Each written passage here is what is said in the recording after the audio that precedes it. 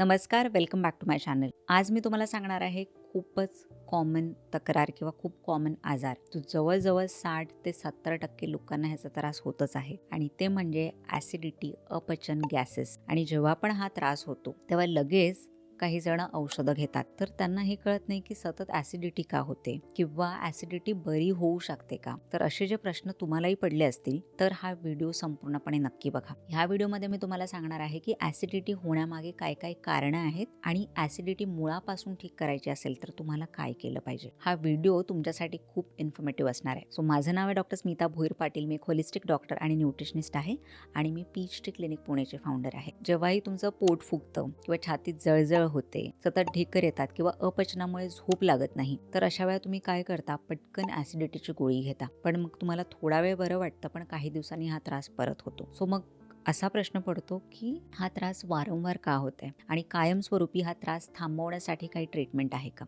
तर नक्की आहे. सुरुवातीला आपण जाणून घेऊया की ॲसिडिटी कशामुळे होते. बघा, आपल्या पोटामध्ये एक नैसर्गिकरित्या तयार होणारा एक ॲसिड आहे, ज्याला गॅस्ट्रिक ॲसिड म्हणतात किंवा हायड्रोक्लोरिक ॲसिड म्हणतात. ह्याचं काम काय आहे, जे काही अन्न आपण खाल्लेलं आहे त्याला व्यवस्थित पचवणं. सो आपल्या पोटामध्ये अन्न पचवण्यासाठी ते ॲसिड बनणं खूप गरजेचं आहे. आणि बऱ्याच जणांना असं वाटतं की शरीरामध्ये किंवा पोटामध्ये ॲसिड जास्त बनल्यामुळे हा त्रास होतो, पण तुम्हाला माहिती आहे का, जवळजवळ 90% लोकांमध्ये जे काही ॲसिड बनतं ते व्यवस्थित बनत नाही, ज्याला हायपोक्लोरहायड्रिया असं म्हणतात, म्हणजे लो स्टमक ॲसिड. पोटातलं ॲसिड कमी होतं. सो पोटातलं ॲसिड कमी झाल्यावर ॲसिडिटीचा त्रास कसा होतो. तर बघा, आपलं फूड पाईप आहे, ज्याला इसोफेगस म्हणतात, म्हणजे अन्ननलिका.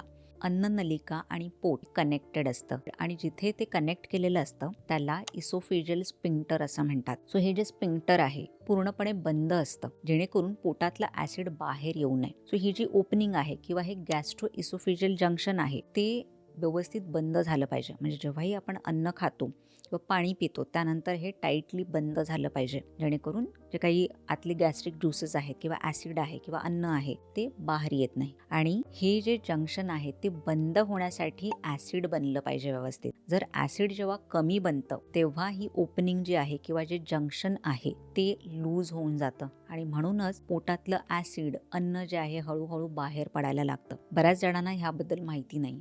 इनफॅक्ट डॉक्टरकडनं पण चुकीची माहिती दिली जाते की तुम्हाला ॲसिडिटी वाढली आहे, म्हणजे ॲसिड लेवल वाढलेला आहे आणि म्हणूनच अँटासिड दिलं जातं, म्हणजे ॲसिड लेवल कमी करण्यासाठी गोळ्या दिल्या जातात. सो बघा, ऑलरेडी तुमच्या पोटामध्ये ॲसिड कमी आहे आणि त्यात जर तुम्ही अँटासिड घेतलं तर ते स्टमक ॲसिड अजून कमी होईल आणि मग हा त्रास कधीही ठीक होत नाही. आणि तुम्ही पाहिलं असेल, जे लोक ॲसिडिटीच्या गोळ्या घेतात त्यांना सतत कधी कधी वर्षानुवर्ष किंवा आयुष्यभर सुद्धा ॲसिडिटीच्या गोळ्या घ्याव्या लागतात. म्हणून तुम्ही एक गोष्ट लक्षात घ्या की ॲसिडिटी जर ठीक करायची असेल तर स्टमक ॲसिड म्हणजे पोटामध्ये बनलेलं जे ॲसिड आहे ते व्यवस्थित बनलं पाहिजे, तरच तुमच्या पोटातलं जे अन्न आहे त्याचं पचन व्यवस्थित होईल. त्यानंतर दुसरं जे कारण आहे ते म्हणजे आपले पचनाचे एन्झाईम ते व्यवस्थित बनले पाहिजेत. ते आपल्या जिभेमध्ये सुद्धा बनतात आणि पोटामध्ये सुद्धा बनतात, तर ते पचनाचे एन्झाईम सुद्धा मदत करतात व्यवस्थित डायजेशन होण्यासाठी. सो आता तुम्हाला कळलं असेल की ॲसिडिटी का होते. तर बघा, हे झालं क्लिनिकल कारण, म्हणजे आतमध्ये काय होतंय ह्याबद्दल मी तुम्हाला सांगितलं. पण मग असं का होतं, म्हणजे पोटातलं जे ॲसिड आहे ते कमी का होतं किंवा पचनाचे एन्झाईम्स आहेत ते कमी का बनतात, ह्याबद्दल आपण आता जाणून घेऊया. बघा, पोटामध्ये ॲसिड व्यवस्थित बनण्यासाठी तुमच्या आहारामध्ये काही गोष्टी आहेत त्या तुम्ही रेग्युलरली घ्यायला पाहिजेत. स्पेशली प्रोटीनचं इंटेक व्यवस्थित पाहिजे.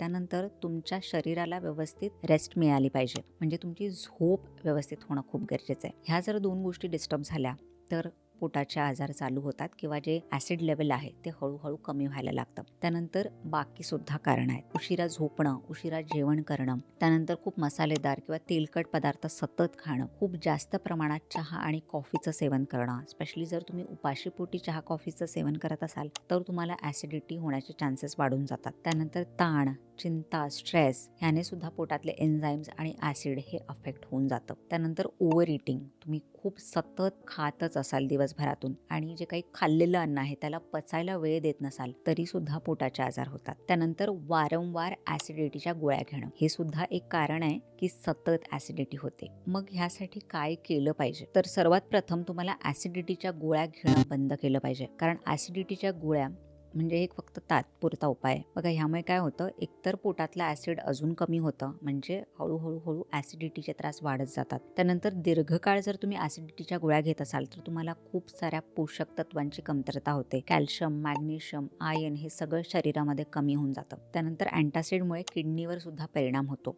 आणि शरीराची नैसर्गिक पचवण्याची जी क्षमता असते ती अगदीच कमी होऊन जाते किंवा नाहीशी होते. तर अँटासिड बंद करणं. त्यानंतर ज्या काही नॅचरल गोष्टी आहेत त्या तुम्ही तुमच्या आहारामध्ये ऍड करणं सुरुवात करा. जसं की आलं, बडीशेप, ओवा, ॲपल सायडर व्हिनेगर ह्या ज्या गोष्टी आहेत ते पोटातील स्टमक ॲसिड आणि जे काही पचनाचे एन्झाईम्स आहेत ते नॅचरली बनवण्यासाठी मदत करतात. त्यामुळे तुम्ही नियमितपणे ह्या गोष्टी घ्यायला सुरुवात करा. जेवण झाल्यानंतर लगेच बडीशेप खाणं किंवा जेव्हाही तुम्हाला त्रास होतो तेव्हा आल्याचं पाणी पिणं किंवा ओव्याचं पाणी पिणं ह्या गोष्टी तुम्ही करू शकता. त्यानंतर दुसऱ्या ज्या काही गोष्टी आहेत त्या म्हणजे प्रोटीन इनटेक वाढवणं. तुम्हाला पाहायला पाहिजे ओव्हरऑल तुमचं प्रोटीन किती आहे. जर ते कमी असेल, जे ऑब्व्हियसली बऱ्याच लोकांचं कमीच असतं, तर प्रोटीन इनटेक वाढवा, जेणेकरून जे काही पचनाचे एन्झाईम्स आहेत ते व्यवस्थित बनतील आणि पोटामध्ये जे स्टमक ॲसिड आहे ते सुद्धा व्यवस्थित बनेल. त्यानंतर स्ट्रेस कमी करणं, म्हणजे जर तुम्ही सतत तणावाखाली असाल तर रेग्युलरली योगा, मेडिटेशन करणं आणि झोप व्यवस्थित घेणं. तुम्ही जर 7 तासापेक्षा कमी झोपत असाल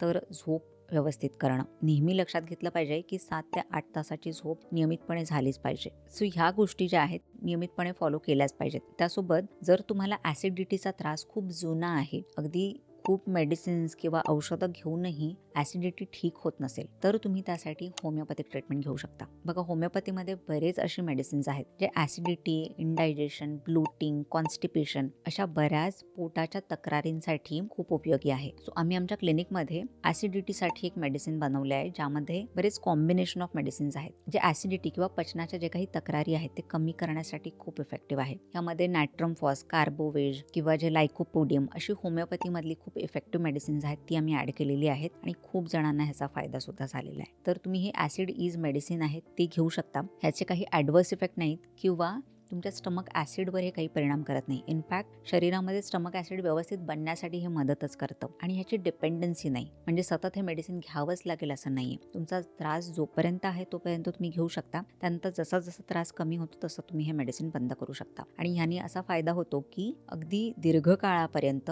तुम्हाला ॲसिडिटी किंवा त्याच्या रिलेटेड जे काही त्रास आहे ते कमी होण्यासाठी मदत होते. त्यासोबतच आम्ही एक डायजेशनसाठी सप्लिमेंट सुद्धा बनवलेलं आहे.